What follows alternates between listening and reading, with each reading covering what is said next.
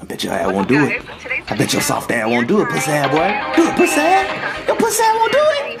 Do it, do it, do it, do it, do it, do it. I'm about to be marshmallow in this bitch. Let the beat drop. Oh, his ass actually did it. Holy fucking shit, crap! There must be a fire! Everyone run outside and scream! Ah!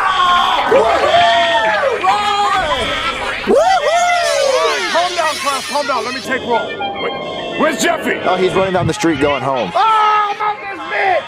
Oh, alright, well you kids can go home considering that there's a fire in the classroom. Hey there, fire department. Everybody okay? Yeah, but the fire's over there. Yeah, I know. I'm honestly just trying to stall because I'm kind of scared to go in there because fire is scary. But I mean, if everybody's out, I say we just let the school burn.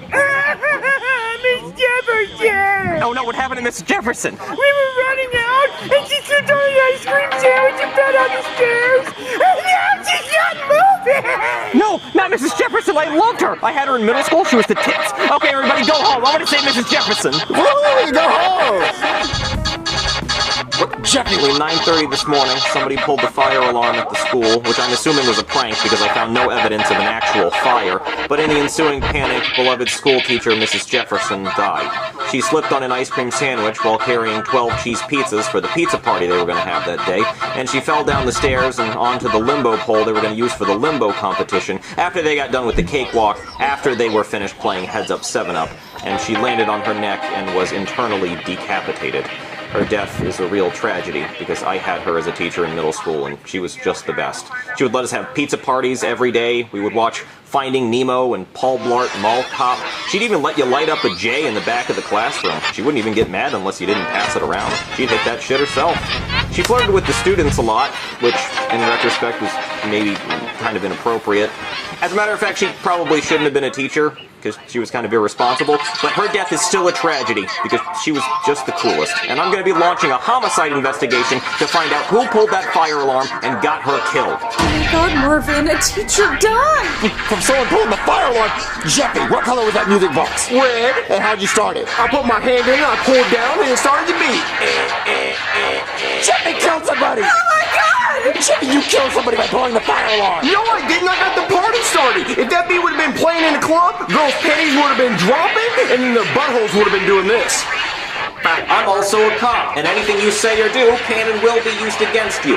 Now I'm gonna find out which one of you bitches pulled the fire alarm, because fire alarms are serious business, okay? When you pull the fire alarm, that means there's a fire. People hear that, they go, ah, fire, and they start running.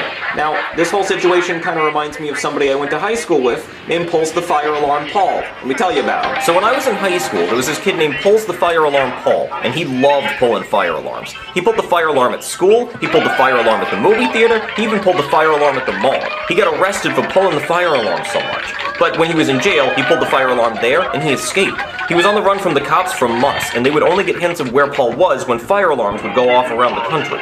Paul eventually snuck onto a flight to Switzerland to escape America, but he saw a fire alarm on the plane, and he just couldn't help himself. When they made an emergency landing, cops had the whole plane surrounded, but Paul was able to sneak past the cops and get away. But then he pulled the fire alarm at the airport, and he got caught. Then they took him to a mental institution, and they put him in a padded room with no windows and no fire alarms. But when his birthday came around, they brought him a birthday cake, and they left it in the room with him, and then when Paul went to blow out the candles, the foam padding on the walls caught fire, and there was no fire alarm for Paul to pull, and Paul and everyone in the mental institution ended up dying in the fire.